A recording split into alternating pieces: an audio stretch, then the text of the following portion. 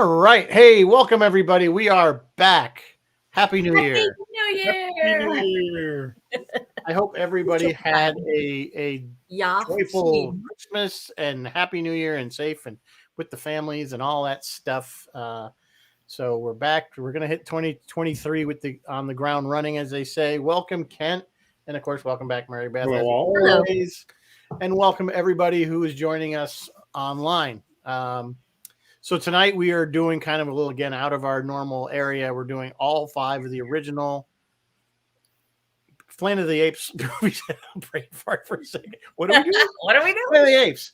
And hey, welcome, Martin. Hi, Martin. Happy New Year. Are you feeling better, Martin? I heard you had COVID. Well, he can't answer you right He can't now. answer. He can type. Sure. HIPAA violation. No, he can talk about himself. It's true. Well, she's asking though. Anyway, we're way off topic. Anyway, before we get into these films, Mary Beth has some news. I have news. The first news. I have a lot of news tonight. I will try to go as fast as I can through it. But the first news of the evening is Planet of the Apes news. And this is a little bit old news. Back in September, they had announced the next Planet of the Apes would be Kingdom of the Planet of the Apes. And they announced that Freya Allen, I love the name Freya. Freya Allen plays Ciri on The Witcher. She's the little blonde girl. She was going to star in Kingdom of the Planet of the Apes.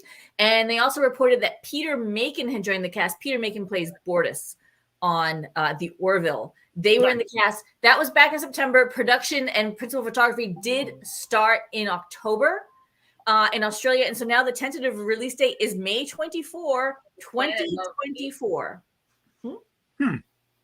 So That's more Planet of the Apes coming.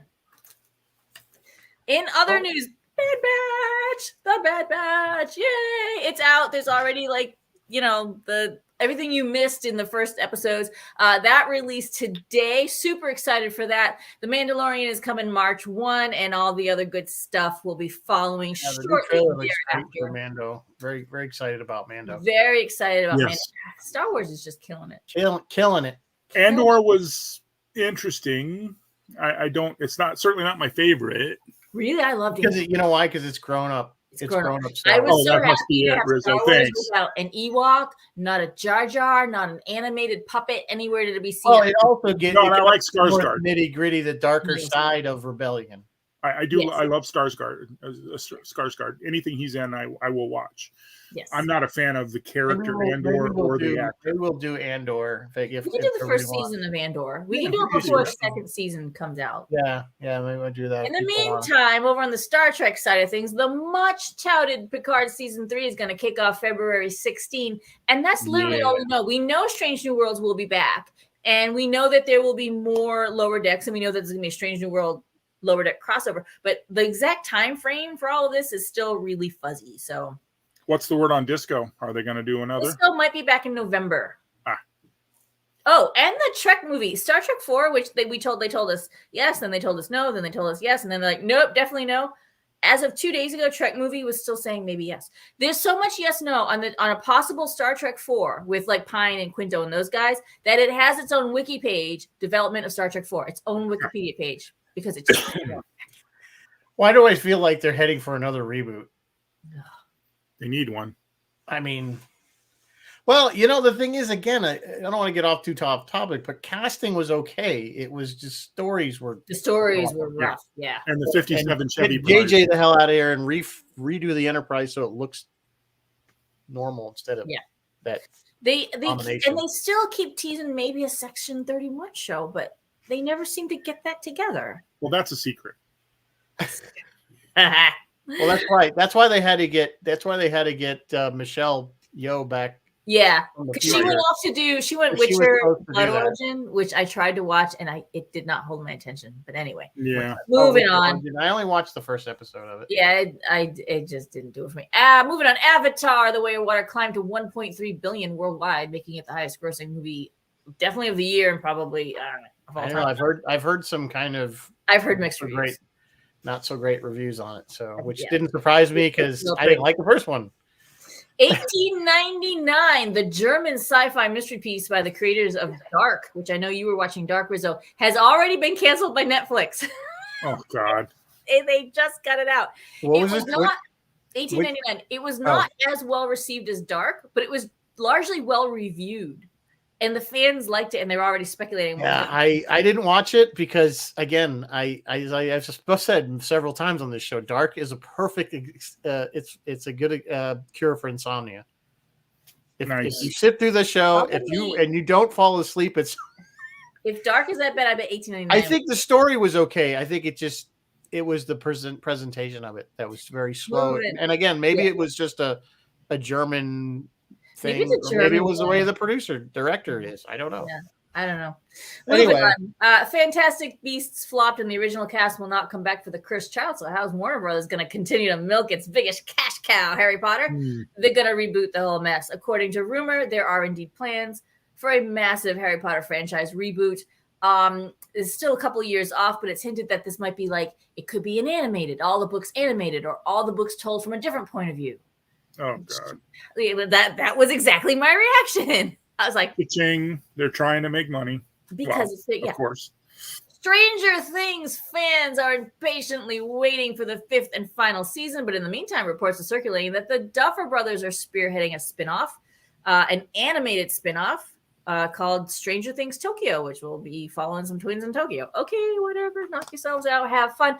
The upcoming HBO Max Velma show has been developed as an adult animated spinoff of Scooby-Doo. Has a premiere date of January 12th. So just a couple more days from now, 8 more days from now. This Scooby-Doo spinoff is going to tell the origin story of Velma Dinkley. I'm not going to lie, I might check that out. I kind of like Velma. If it's adult, guarantee she's gay. Oh yeah, she's gay. We know they've already established that. I enjoy Velma. They never said it in the cartoon. They have now, though. Oh. Moving on, as I try to wrap up, I got 1, 2, 3 more news pieces here. Fans are freaking out over the new Flash costume, claiming it's a recycled Tim Burton batsuit. Is it? I don't know. Do I care? No, not really. The Flash movie is due to hit theaters June 16th, starring Ezra Miller, Michael Keaton as Batman, and Ben Affleck as Batman. Should be interesting. Oh, it also has Michael Shannon as General Zod. He played Zod in Man of Steel. Yeah. And if you like Michael Shannon, check out the movie Bug. It's really interesting. And Tamura Morrison, better known as Jango Fett, as Aquaman's father. Supposedly he has a cameo in this thing too. So they're gonna do Flashpoint and have alternate Batmans. That I don't know what they're gonna do. I predicted it. And right now I'm not happy with James Gunn. Like I'm not happy with the whole. Like I was mad when he booted Henry Cavill. Like I'm not happy with DC right now. Yeah, so, evidently the Rock isn't happy with them either. And The Rock isn't happy either. And Ezra... He's going to be unhappy with DC. Ezra is problematical. It's easy to be unhappy with DC. Oh, the other... well, I'll leave that for another time. Hugh Jackman. We're all excited waiting for Hugh to reprise his role as Wolverine in the next Deadpool movie. But in the meantime, January 9, which is 5 days from now, Hulu premieres his next superhero character. It's Koala Man, an animated comedy series from the same guy that does Rick and Morty, Justin Roiland. It is the high concept craziness of Rick and Morty, like an Adult Swim show with a distinct Down Under flavor. So that's that. And finally, you guys know that Jeremy Renner, best known as Hawkeye at the from the MCU, was injured severely enough to be airlifted to a local hospital following a snowplow accident. What apparently happened? This is according to one of like the Hollywood Reporter or one of those. What apparently happened was either his car or his neighbor's car got stuck in the snow, like right near his house. And so he was like, hang on, hold tight. I'm going to go get my snowplow. His snowplow is a piston bully. This is a massive snowcat with giant treads. It's 14,000 pounds. It's heavy equipment. So, like the story for that is they live on a private road that the county and the state won't. So he probably plows it himself. Yes. So he plows it himself with this massive snowcat. Yes. So he did get the stuck car out. Good for you. He got out of this piston bully to talk to the person, and then the bully started to roll. And in an effort to stop the bully, he ran back to it and tried to climb up to get back in the driver's seat. I don't know the exact details. Maybe his clothing got caught in those treads. I don't know. But at that point, he was run over. He was run over by the piston. It's been a weird week. We had the football player whose name is Damon. And then Ken Block, the rally car ride, died in a freak heart attack. Yeah. Yeah, Ken Block was of my age, and the guy was like, he played a car like an instrument. I mean, if you've ever seen any of his videos, the guy was unbelievable. Was he the steak? Look up what's that? Was he the steak? Never mind. No, he is the steak. Sorry. Anyway. All right. We done? That's it.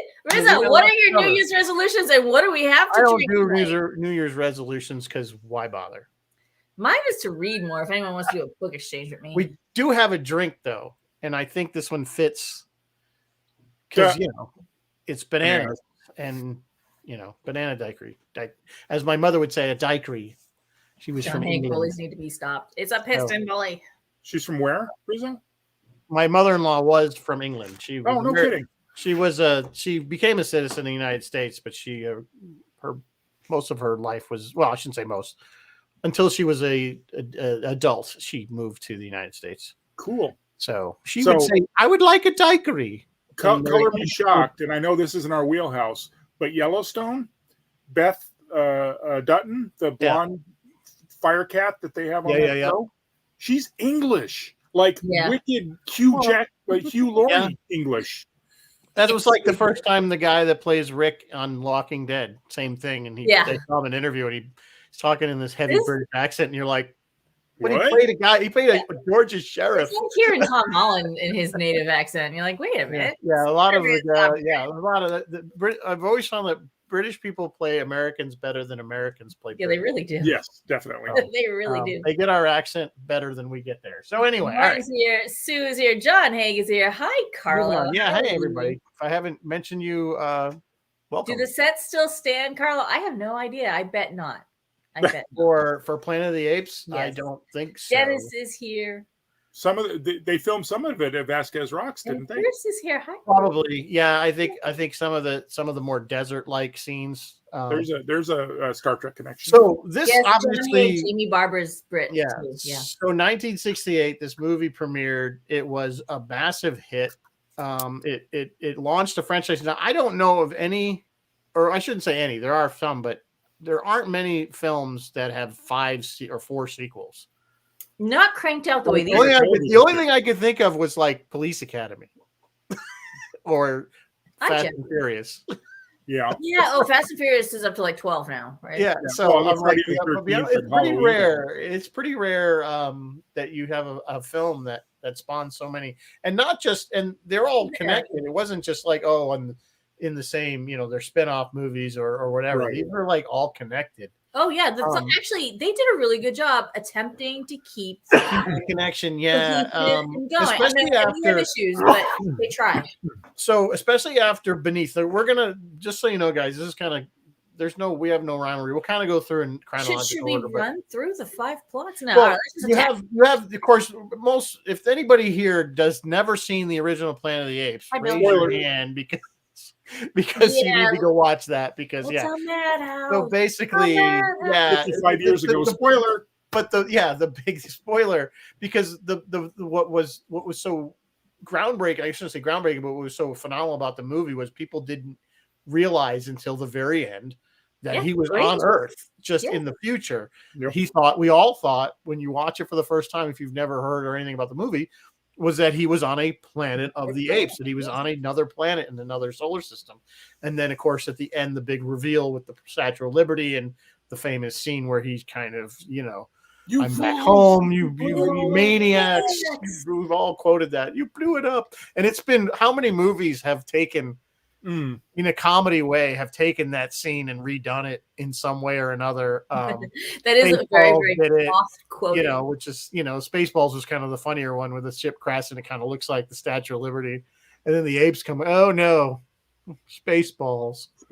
So that was, of course, very, there was a big deal. People were shocked, oh my God, he was on Earth the whole time. The first movie was fantastic. Well, and there was you have Charlton Heston as the lead. So, I mean, right there, I mean, he was the guy and that, come on, he was Moses.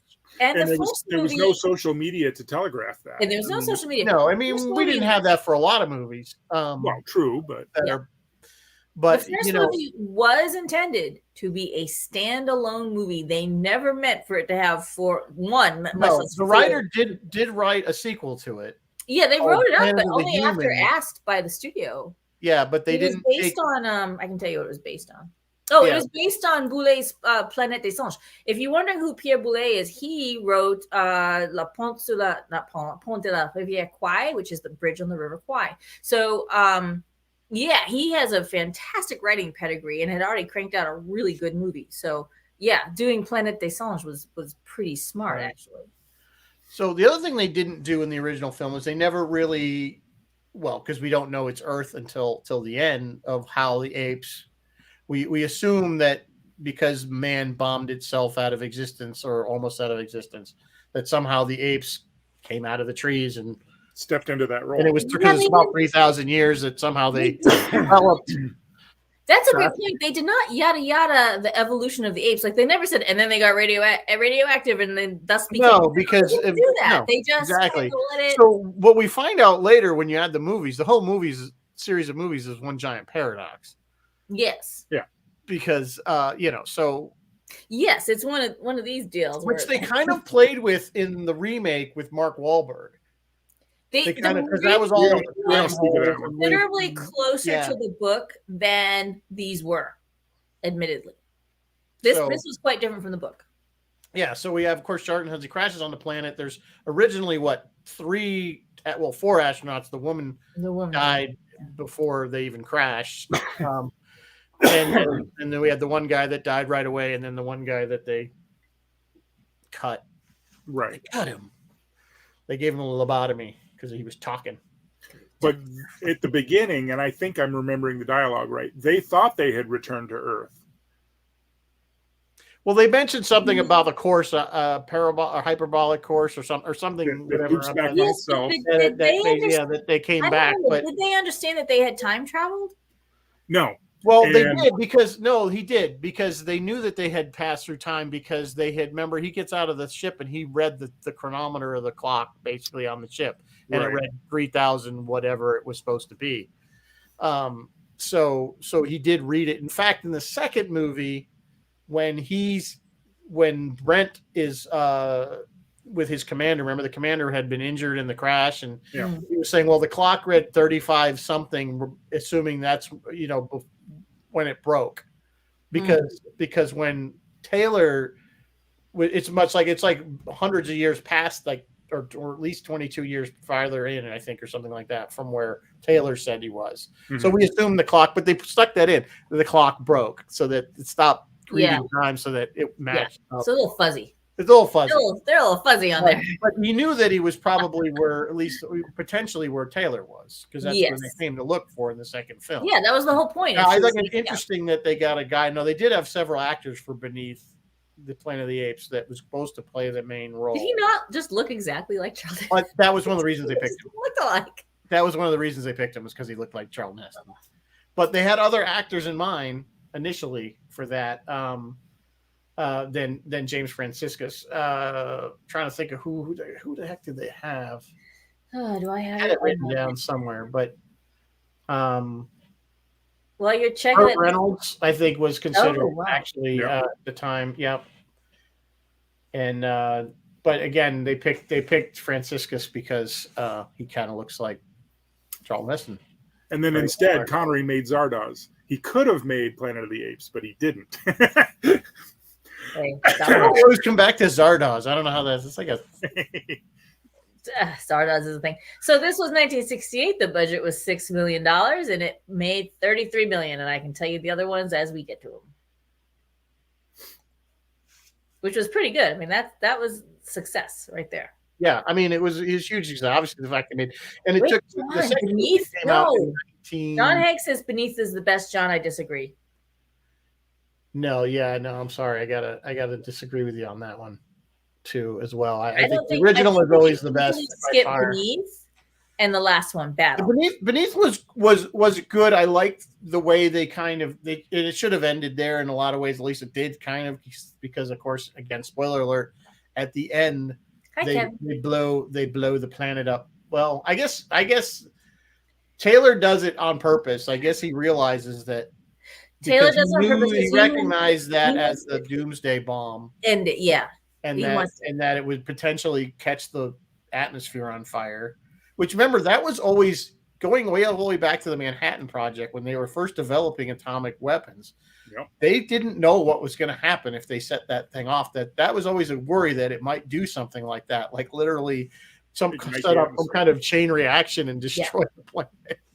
But they did it anyway. They did it anyway. Well, so, the same thing with the Large Hadron Collider, but hey, you know what? Right, there was some of that, but so at the very end of the film, which is what I liked about the end of this film, it says in one of the countless billions of galaxies in the universe lies a medium-sized star, and one of its satellites, a green and insignificant planet, is now dead. Yeah, I love that.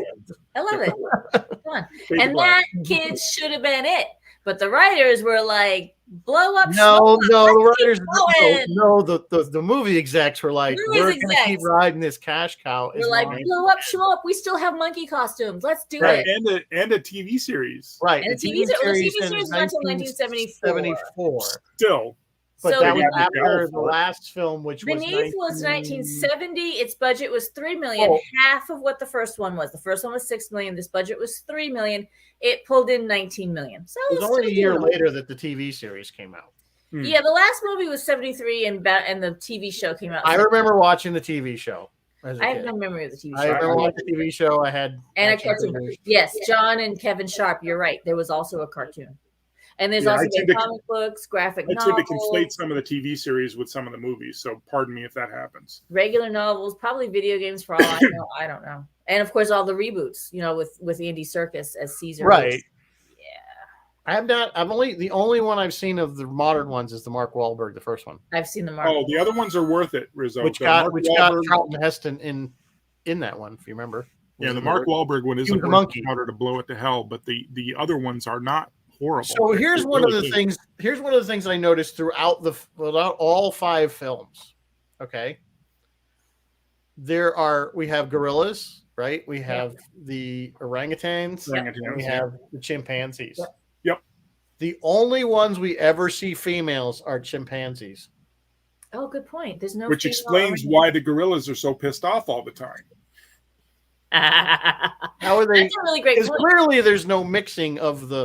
And fascinatingly, for a movie that had very heavy socio-racial commentary, they did observe that on break when you went to lunch, the chimps sat with the chimps, the orangs sat with the right. orangs. That kind of that did happen on set, and that was not. Yeah, John, I agree with you. I think the TV show has gotten a bad rap over the years. But you have to remember when it was made. It was 1974. Yep. All those shows sucked then. Right in the middle of R2 and all the rest of that. Because they have a nostalgic, but they were not cutting edge by any means. No. Did anybody find Beneath reminded them of Star Trek? There was something about it that reminded me. Maybe because they did stuff at Vasquez Rocks. Maybe Beneath was the one. It was just something about the way they introduced these telepathic humans living underneath. Like there was something very Star Trekian about it. Yeah, it does kind of look like Telosians. It was very underground.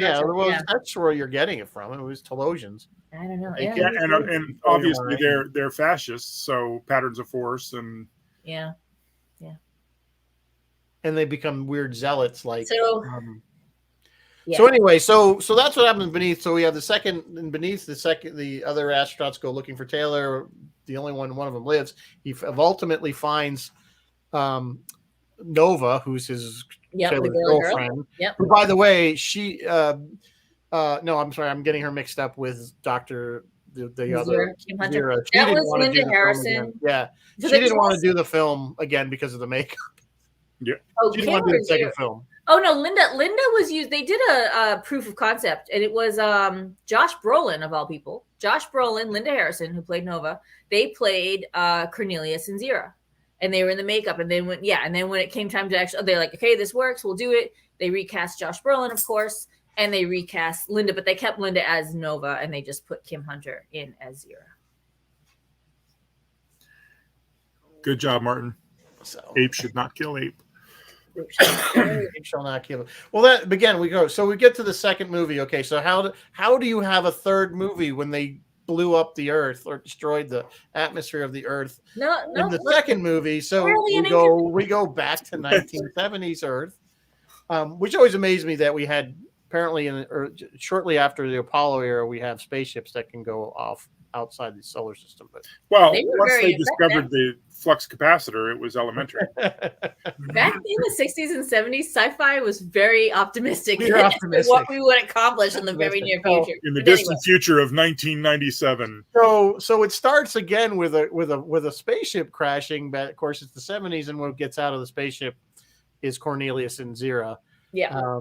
They apparently somehow escaped at the last minute. They said they saw the Earth destroyed. In the rear view, yeah. In the rear view mirror. And they went backwards in time because they followed the thing and to try to save before. Well, no, they ended up there after Taylor left. So shortly after he left, I guess, and obviously after Brent left. So that's how we got. That whole clearly the budget on that one must have been pretty low because there was really no special effects other than the makeup. No, Escape was $2 million, so we've gone from $6 million to $3 million down to $2 million, and it raked in $12 million. So yes, the budget is the thing is, if you look at these movies, they're all like an hour and 25 minutes. Yeah, they're really short. Like really short. Like the plot just it's very like goes right along. So basically, these two, and they're of course. The greatest thing about this film and the next film is we have Ricardo Montalban. Yes, I really enjoyed his character Armando. Yeah, he plays kind of a zoo hero. Circus owner, and he ends up saving them, of course, because they end up telling the government, so to speak, what happened and why the apes became the power. So we find out now that, and this is the really weird part of this. This is how they got there. There was a weird virus brought back from space, and all the dogs and cats apparently died as a result of this virus, so that humans didn't have pets. So we somehow domesticated the ape or the monkeys or whatever. And apparently goldfish were not an option. They developed into walking, talking, or not talking, but servants. We made a slave race of them. There's kind of definitely. And we're okay with them being a slave race, apparently. Never, ever uplift a race with opposable thumbs. That's all I'm saying. So anyway, don't uplift the raccoons. Here we have. But here's the thing: mankind knows that in the year whatever that the apes we will destroy the Earth. Finally, we knew that they knew everything that pretty much that somehow something was going to go wrong. The apes were going to take over. And yet they did it anyway. Like they developed because, why would you do that? You knew what was going to happen. It's in the script. Yeah, I know. You needed it for the movie to happen. Yeah. Well, that was like, but that's my niggle with their her to be pregnant so that they can realize. Right. So Zira's pregnant with obviously, and they think they're going to kill the baby. Did anybody else? That was their big plan. They're going to kill them all of them so that they don't make intelligent. Yeah, no, we have intelligent ones. So, but of course they fake it, and they murdered the poor little chimpanzee that was, or ape, or whatever that was born. How did she convince the other chimp mother? Hey, you want to trade babies? Like, how does that work? And B, I felt really greater good. I did, yeah. It was like so. Anyway, so the baby of Cornelius and Zira live and grows up, and of course he's hiding. With Armando. They don't want to know that Armando. With Ricardo Montalban's character. So that's the basic, and then of course, unfortunately, Cornelius and Zira get killed at the end of the third film. Which was very sad. Brings us to Conquest. Conquest. Now we move forward. I don't know how many years, maybe only like 10, 20 years. Yeah, because he's still with Armando. He's grown up, but he's still with Armando. So grown up, but in that time, we've developed a whole. Yes, we've taught all these apes and we've domesticated these apes. Somehow brought them from being animals. And I'm going to be honest, I don't think I'm going to let a chimpanzee cut my hair right now. I mean, I saw the beginning of Nope. Yeah.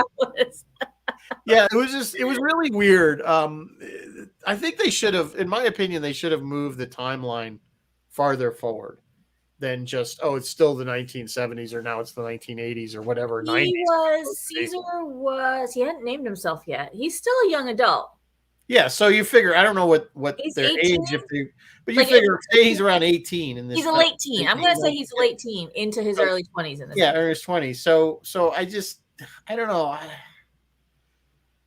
I just it didn't the timeline didn't jive with me very well. But again, it was nice to people could have jumped a couple generations and have this is when the movie gets into the meat of these movies. This is when Caesar, he picks his name Caesar, and he stands up and says, "You have enslaved us. No, we're gonna revolt." That's because they were being so cruel. They're very cruel to them, very cruel, and of course teaching them no, like they literally had like these correction centers where they were like torturing them. Dude. And then So this movie, the budget was 1.7 million, so we're down even a little bit, and it raked in 9.7. So it raked in. Right. So this I of the 5, I like the first one and this one. Really? Yes. I mean, I liked Escaped. It was fun to see Zero dressed in regular clothes and Zero, because Zero is just sharp, and I like Zero. I like her. But of the two, if you want the the racial commentary and the socio-political, because there was also political commentary in here too. These two, these two, the original and Conquest. Yeah, I buy that. Yeah. John Haig, make another. John Haig, you missed my opening news segment. There is another one coming. Estimated date is May 24, 2024. It's Kingdom of the Planet of the Apes. Principal photography is finished, we think. Oh, no kidding. We don't know. Just leaves all the CGI. Everything is so CGI in those films. How much principal photography? Yeah, right. How much principal photography could there be? That's why it's not due out till another 2 years from now. We're not keeping you up, are we? Here? No. Sorry, I got some stuff to do. But stuff to do anyway. So we get so they revolt eventually, which is kind of interesting. They collect as things start to, like, I guess it's Caesar, who is again played by Roddy McDowall. Now, incidentally, Roddy McDowall is in every single film except Beneath. Right. He's only in Beneath in the clips that they showed at the beginning that show you clips from the first movie. The guy that actually played him, it was a different actor. Yeah, Cornelius was someone different. Yeah. Did he do the voiceover though? Did they hire him for that? Roddy played. He wasn't really in it at all. He's not really in it because they only see Zira and that's it. We only see Zira, I think. No, Cornelius in the first one. No, the second one. The second one, Escape. Yeah, because Roddy couldn't do the film he had at a previous, Right. No, Roddy's in Escape, isn't he? No. Roddy's not in the first one. Beneath. I'm talking. He's not in Beneath.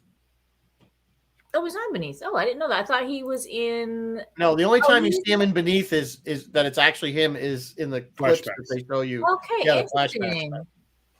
Yeah, he couldn't do it, but this was a really big part of his career because he would like literally dress up, like he would stay in makeup on his way home and like freak people out on the freeway. Yep. I like Roddy. I love Roddy's eyes in this. And he would I guess he did a thing on the Carol Burnett show and he actually went in full Cornelius costume. You were saying unbeknownst to Carol Burnett. You were saying they did not have a makeup category for the Oscars back then, but they gave them a special Oscar. Admittedly, the mouths are not right. The mouths do not move right, but the eyes were fantastic. To this day, those eyes, the eye makeup stands up. I think the makeup works still today.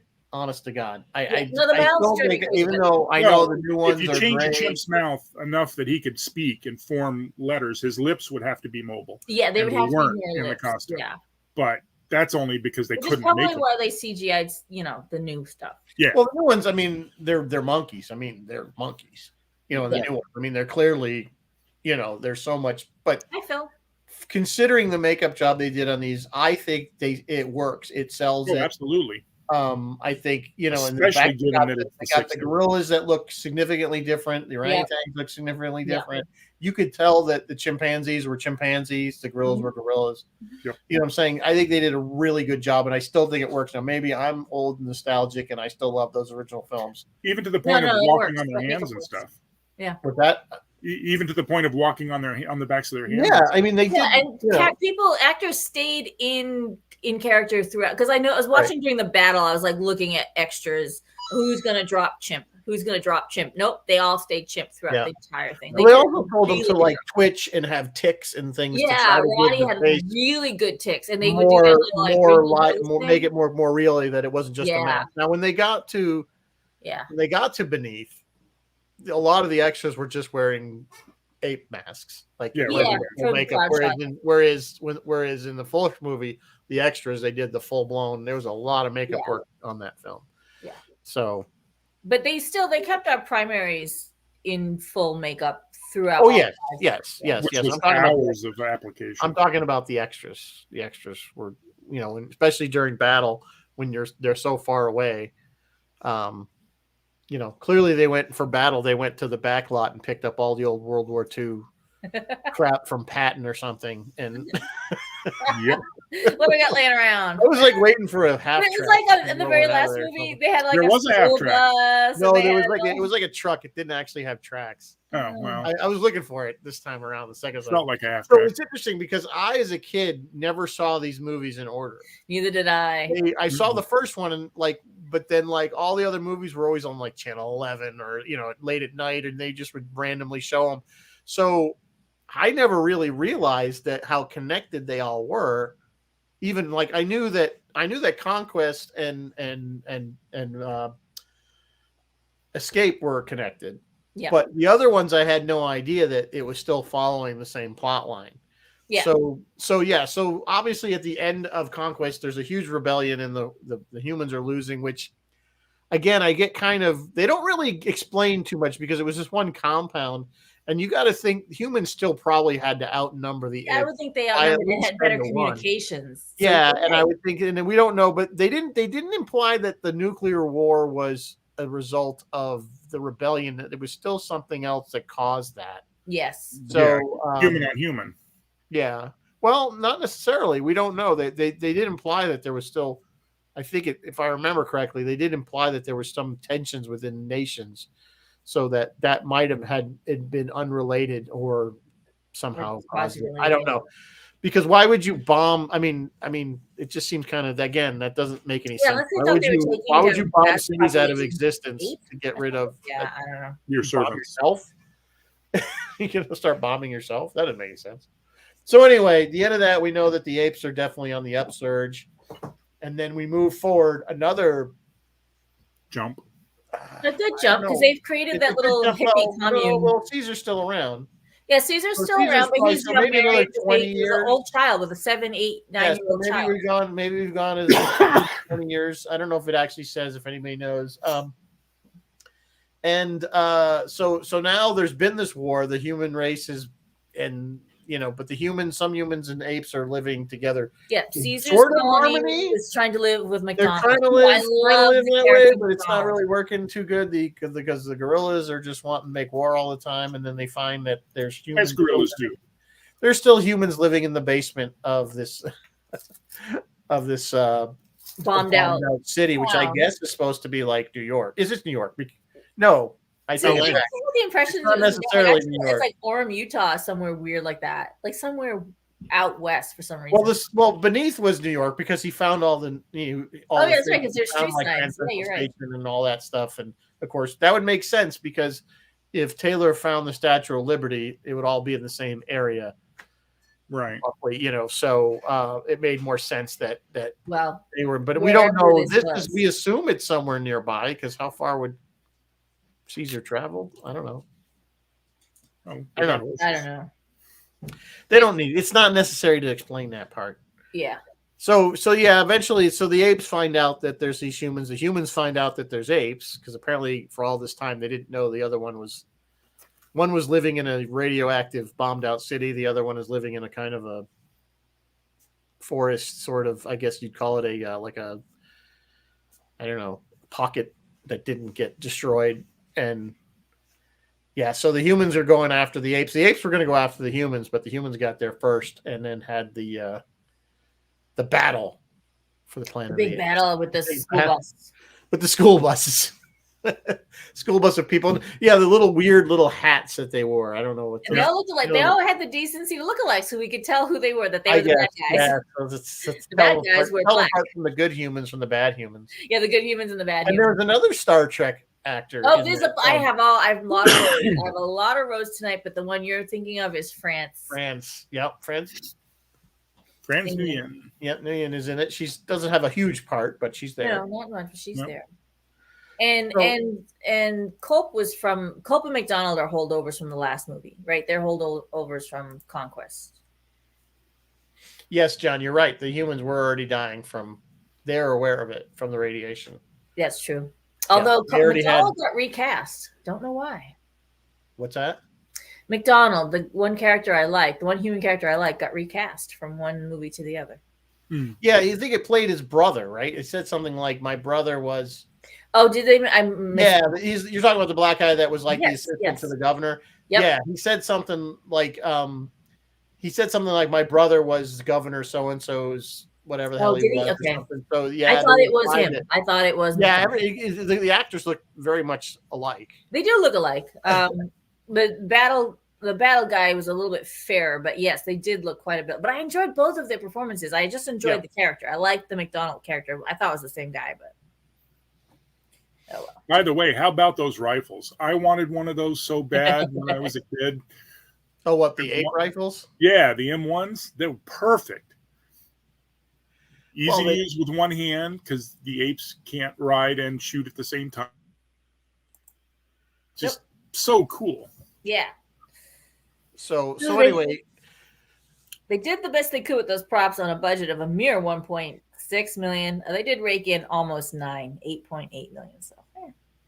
So the movies they made money on them, even though they each got kind of worse as they went on. They did get worse. But they got worse, and yet they still made a valiant effort to keep their little narrative alive. Well, I mean, it was like you really watch it, like it's like if you watch like the last 3 movies all together, it's like really you're just watching one Marvel movie. It is kind of one big giant movie, yeah. It's like one Marvel movie because you're only in it for like what 3.5 hours. Yeah, you can binge it. Way of water. A Marvel film. So since we mentioned, can I do all roads real quick? Yeah, do all roads. We do have a lot of roads. Where's the beginning of the roads? Here we go. Frances, we already talked about her. Ricardo, of course. God. Side note, before I get back to the actors, there is a Star Trek Planet of the Apes crossover. It's called The Primate Directive. It's a comic book series produced by IDW Comics. It came out between December 2014 and April 2015, but that's not what we're talking about right now. Oh, also, side note, Mark Leonard, who played best known as Sark, played Urko, the chief of security on that 1974 Planet of the Apes TV show. Yep. And they did that TV show was struggling, and they called Gene Roddenberry. They brought him in for a consult. And he was like, call Westheimer Optical. He did the effects for Star Trek, and we're going to do this. We're going to do opticals and mats and special effects, and we're going to give the show a big epic look. But whatever he did, the show didn't make it. Well, anyway, back to the TV just doesn't have that kind of budget for that. No, it really doesn't. It just, really doesn't, yeah. It's what killed Battlestar Galactica. Yeah. It wasn't that the show wasn't a bit popular. It just wasn't popular enough to warrant what it cost to make.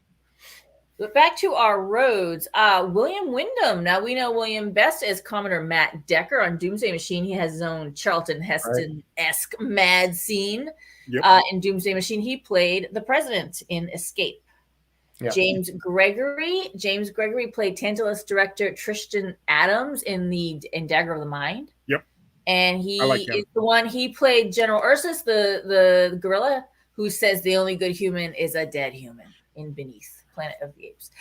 He got called out. I was looking at a review, and he got called off. He did a particularly excellent job under his makeup. They say the quote from the thing I was reading: Gregory tosses off a grandiose tour de force from the top of a horse. His eyes under the gorilla makeup are a wonder in the scene where Dr. Zaya steals his glory by bravely confronting the bleeding lawgiver. Yeah, he's really primal. He is feral. He is an ape among apes. And then finally, my other road tonight was Jason Evers. He played in Escape E2. I cannot for love of money think which one E2 was. He played Rael in Wink of an Eye, and I can't for love of money think of the Wink of an Eye right now. Who is this guy? That's the guy. The one that Scotty drinks under the table. No, you're thinking of that's Rose. That's Rose by any other name. Wrong episode. Wink of an Eye was the one where they're sped up. Yeah, the one. Scotty doesn't drink anybody under the table now. Oh, you're thinking of Rose by any other. He's one of the ones is with the girl and they speed him up. Yeah, I kind of remember now. I know which one he is. I can't think of who he is. E2 and Escape. I don't know. Whatever. I don't know what he is in Escape. I'd have to see. But yeah, I know who he is in Star Trek. He's the head. He was the head guy, the leader of the Telosians. Oh yeah. So anyway, so that movie pretty much again ends with a battle and it really it kind of just leaves it that again we're kind of heading for what we find when Taylor gets there, but that is remember thousands of years into the future from battle. Very end of battle. There's that. But I guess it sets you on the road that this is how they got there. Yeah. And at the end of battle, the very epilogue of battle is 600 years from Caesar's death, and there's a statue of Caesar. So we presume that from there we get to right. Okay, yeah. So it's right. Is it? Thus making the circle complete. We have. Well, no, yeah, right. At the end, they have that fast forward. Yes. Yeah. Okay. I thought you meant the whole movie was. I'm like, no, it's not that. No, the whole 5. Yeah. So overall, I mean, that's kind of the rough plot of the 5 movies. Again, it's kind of it's a paradox. Huge paradox. Because you figured the only way we got apes that were intelligent speaking, sort of, I guess, was because Sierra and Cornelius. We brought them a time travel spaceship. But did they see? Because I still say they must have developed the apes. The speaking part of the apes was from them, but no, that doesn't make any sense either. It doesn't make any sense. They were already trying to uplift them to make them better servants. Yeah, so that's what I'm saying. So they must have developed the ape, the walking, talking ape, or walking. I shouldn't say talking, but the semi-intelligent ape to be a servant to replace dogs and cats, because that's what we were using dogs and cats for as our servants. They're doing we are their servants. Like suddenly we have a dog. Yeah, let me tell you, around here you'd wonder who the owner is and who the pet is, because every time they ring or something, I got to get up and go do something for them. What was the plot hole? Did you say that you noticed a plot hole? Well, the plot hole was the whole point of the humans knowing. Oh, yes. Their future, and yet still it chose to ignore it and still teach them. Maybe the lesson is that you can't change. You can't change time, even if you know its future. That that's been a kind of that it would self-correct one way or the other if you tried to fix it. The timeline will out. Which we kind of learned in Loki. Remember? It was the 70s. Leave it alone, says John Haig. Yeah. Cut hair. Yeah, I mean, it's not a movie you want. Any of them you don't want to pick apart. No, I'm just taking what they are. No, you don't. And yet they had, like I said, there was racial commentary, political commentary on evolution. Like they had some heavy ideas kind of woven through, like little silver threads in their tapestry, in their otherwise rough tapestry. Like the no wonder this thing is still alive and kicking today. No wonder they've made all the new movies that they're making. No wonder one's in post-production right now. Like there was some intelligent commentary happening in all 5 of these. Clearly there was, and again, this came out during this. Oh, like Vietnam was. Well, they had Vietnam, but you also had civil rights movement going on. Right. Did you notice how similar? They're protesting and they're turning the hoses on them. Like I mean, there's a lot of parallels of the time that were going on. A lot of parallels of the time. So there was a lot of political commentary in these films. Again, it's always the paranoia of certain people, in Escape, the reason that one guy decided, they need to die because that's how we're going to save our future, which clearly, was the wrong choice because his own paranoia. If they had nurtured that instead of tried to kill it, we don't know what would have developed differently. It was actually really interesting in Escape because at first they had that presidential commission, and at first the president was like, they viewed them as this really fascinating little oddity, but nothing worrisome, nothing dangerous. It wasn't until they realized she was pregnant, then suddenly they're like, oh wait, Let's well, and that's kind of why we went down that path, because we didn't believe them when they said this is what happens in the future. Yeah, exactly. We never do. You can be Cassandra screaming on the steps. We need it. But there was the one guy that was like the mean guy in Escape that was really the one driving force to have them terminated. I can tell you who that is. Is it Dr. Otto? Is it Dr. Otto? His last name's Octavius. Bradford Dillman? No, sorry, Eric Bradeen. Yeah, that's what I'm talking about. Bradford Dillman played the nice guy, the nice. Right, he was the vet. Yeah, they were both vets. That was I thought was kind of funny. I mean, but it made sense. They're both veterans. Got a vet on the good side and a vet on the bad side. Natalie Trundy and Bradford Dillon they were vets. One was he was a veterinary psychologist, I think which is I don't know. I guess do you need your dogs and cats psychoanalyzed? I don't know. Maybe it's. Can they tell me why my bearded dragon is disdainful and aloof? Well, it's just because he's your bearded dragon. Oh, I see. You see, and he's like he thinks you're trying to mock him with your beard. Sure, he likes to snuggle my beard. Right. So does our new conure. We have a new bird. Loves to just nuzzle right in there and. I'll stick with dogs. She doesn't pull it out though, does she? Well, once in a while. Ouch. I'll stick with dogs, right, Rip? Mine's right there. Yeah, my dog too. She's right there. She's always under my desk. I'm feeling outnumbered and oppressed. Those of us with alternate. Do we need a zoologist, psychologist now? Is that what we need? Yes. So anyway, I guess we're off topic again. Go figure. We're talking about dogs now. We're talking about dogs. So I think have we covered all of them? I mean, we kind of went into enough detail. I mean, we've gone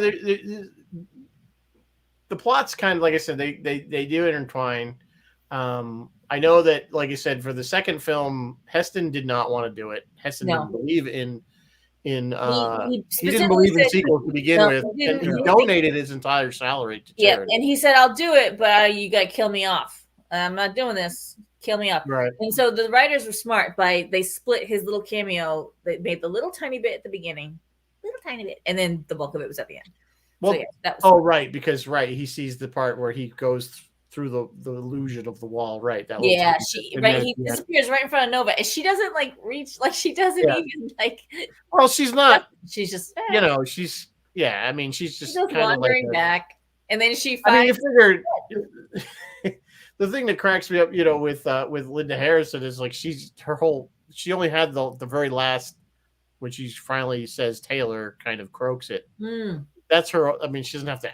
Her acting was all with her eyes. Yeah, she's a beautiful girl. Apparently in the Wasteland, you still have makeup, hair, and makeup. Yes, she's a beautiful girl. So she's very beautiful. Down in her loincloth, she was. Yeah. She didn't need to act. Just need. That's interesting. She barely said one. And then at the end of Conquest, the one female chimp. Says no or something, and it's supposed to be a big turning point. Because I was thinking about that, because that's at that moment only Caesar could talk, and I kept waiting because they had taught those other chimps a lot. I waited for them to try to mimic speech, and then the one, and so I think that's supposed to be the moment where and then they developed language. Yep. And that's all. And then we're done. As soon as the chimps develop language, we're done for, guys. Right time. Pretty much, which is why you don't want to do this, but we've seen this theme. I mean, this theme in sci-fi where we have a slave race that was developed, whether it's a machine or it's some kind of bioengineered thing, and they become slaves, and then we think it's okay, apparently. Well, it's another theme that we will always create our own destruction. Yes, that too, and deservedly so. We are idiots, and I enjoy when a movie points that out to us. Idiots with thermonuclear weapons. Idiots with thermonuclear weapons. Would you like to play Maniacs? Blew it up. Blew it all up. Damn you. God damn you all to hell. Still great. One of the best scenes of all time. Yep. That movie, standalone, fabulous. And I'm sure the director said, okay, now at this point, if there's scenery in reach, I want you to grab it and chew it immediately because that's gonna sell this at the end. Yeah. So, yeah, it was very impactful the first time you see it. If you didn't know that. If you didn't know it was coming. I don't really remember the first time I saw the film.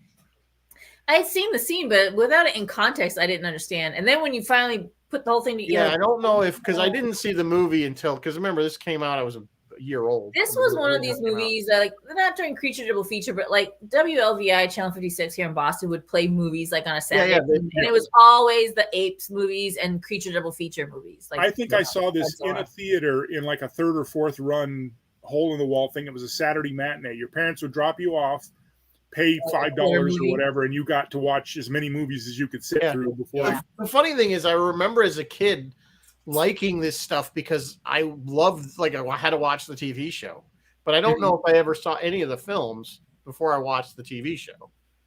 You know, because I would only have been about, was that 74? So I was only barely 7 years old.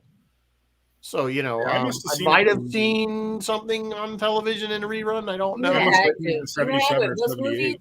Yeah, I don't really remember. It just was always just there. You know what I'm saying? Yeah. It was like one of those things where it's just there. It's there, yeah.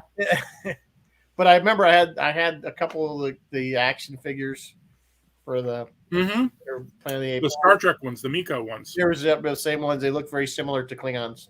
Yep. Monkeys, Klingons.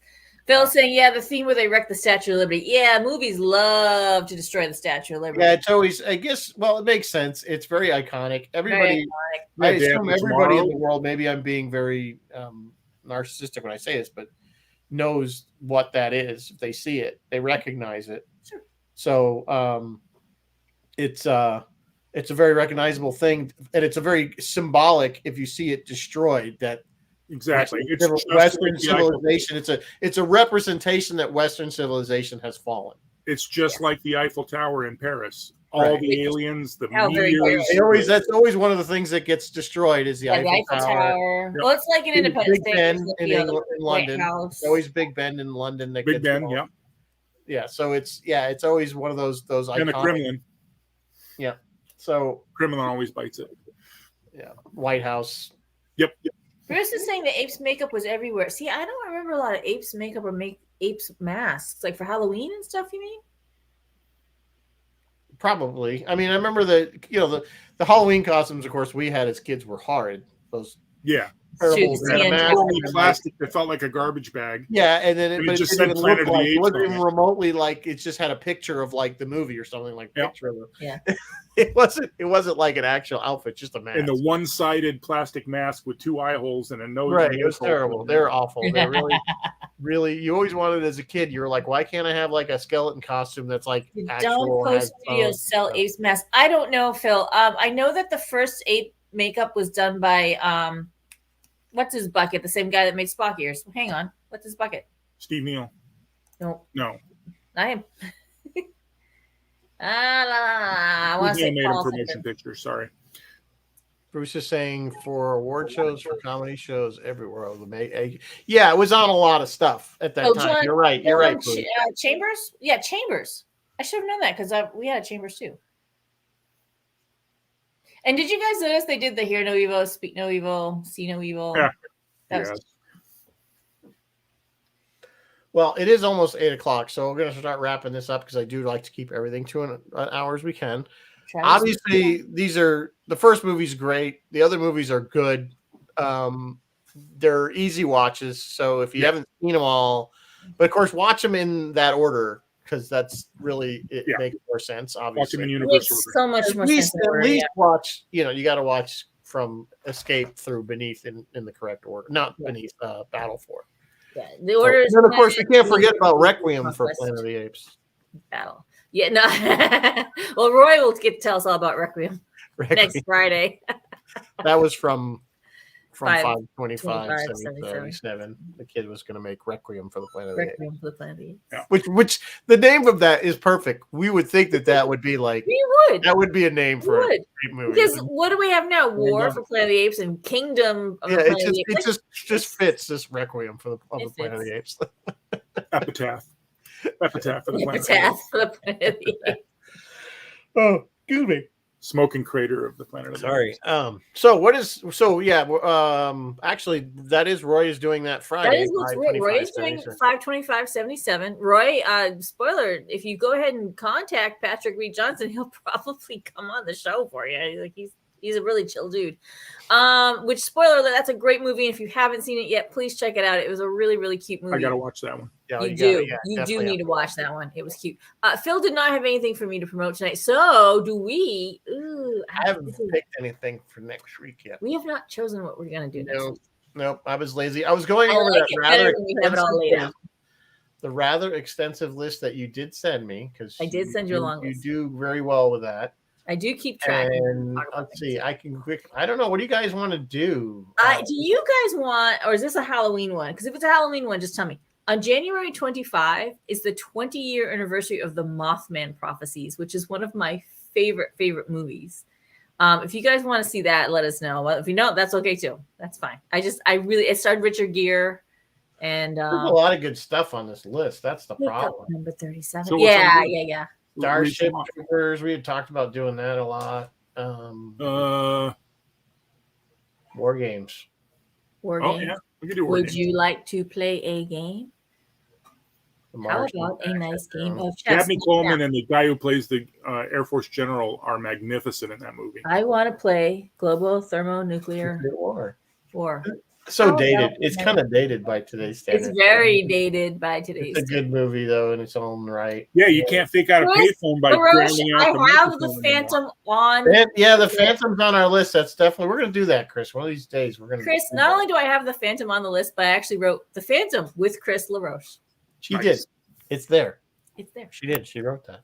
Because when we anyway, I'll figure something out. If you guys feel free to post up what you want us to do. We did Big Trouble in Little China. We did it. We've done it. Done.